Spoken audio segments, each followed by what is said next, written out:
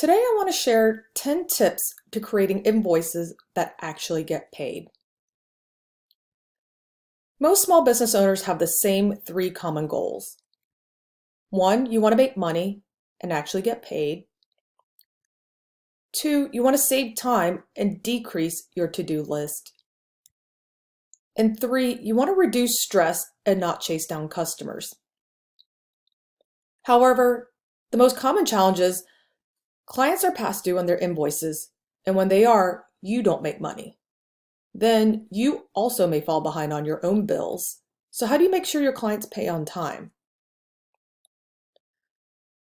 Another challenge, when you have those past due invoices, that just creates another task on your to-do list to follow up. So how do you eliminate these tasks and not add things to your plate? And third challenge, when those clients don't pay, do you feel bad having to call or email that client to remind them to pay? It can be stressful having to chase them down. So one way to avoid these challenges, make sure that you're not using paper invoices or a Word document. Those aren't systems or tools. Instead, you want to make sure that you're using an invoicing and accounting system.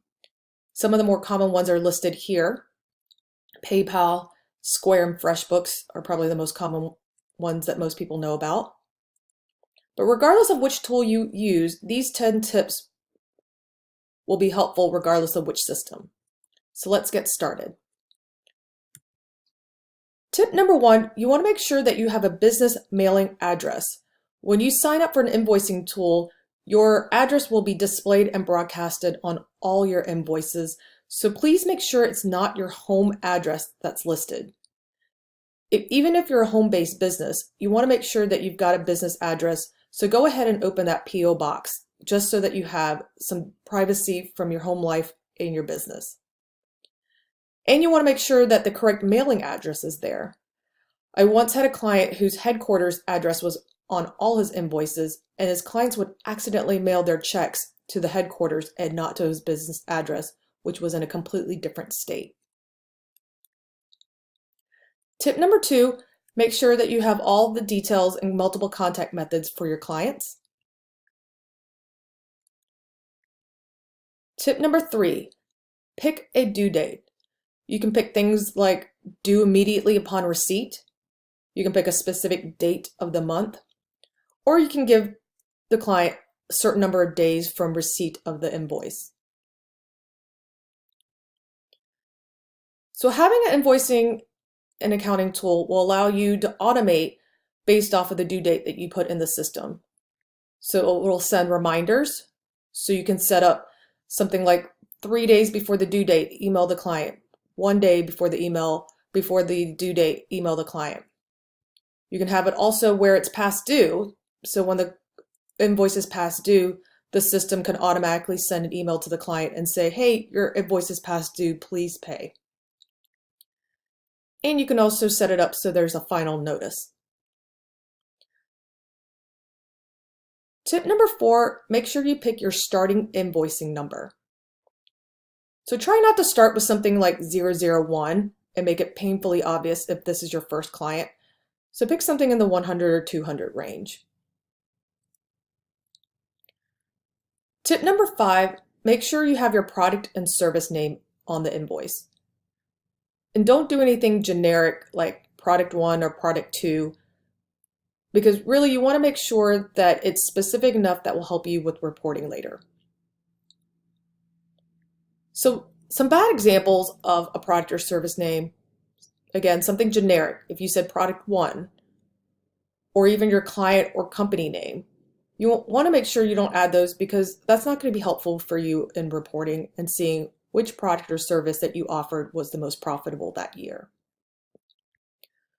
Some good examples are specific as possible. So if you have multiple speaking gigs that you offer, the name of the speaking topic. If you offer multiple coaching packages, the actual name of that coaching package. And let's say you gave multiple different types of workshops, the actual name of the workshop would be a good example of a product or service name. Tip number six, enter your description of the product or service. So add enough details here that would be helpful to you and your client. For example, if you had you offer 3 and 6 month coaching package, you can enter which one the client purchased in the description. Tip number 7, enter your price and discounts separately. So you want to make sure that it's clear what the unit cost of that product or service is, and if you are choosing to give a discount, that's shown separately. Tip number 8, add your terms and conditions. So here's where you can add any of your late payment fees, refund and cancellation policies. Tip number 9, you can also include additional notes. So you can personalize it and say something like, "Thank you for your business. Look forward to working with you."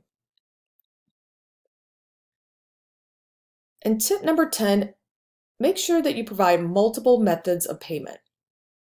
So there's credit cards, there's PayPal. Some people like ACH transfers, cash, and check. So my preferred method of payment is credit cards, mostly because of IRS and tax implications, which we won't go into here, but make sure that you allow the customer the easiest method to pay. So there's multiple options for invoicing and accounting tools. They're all listed here.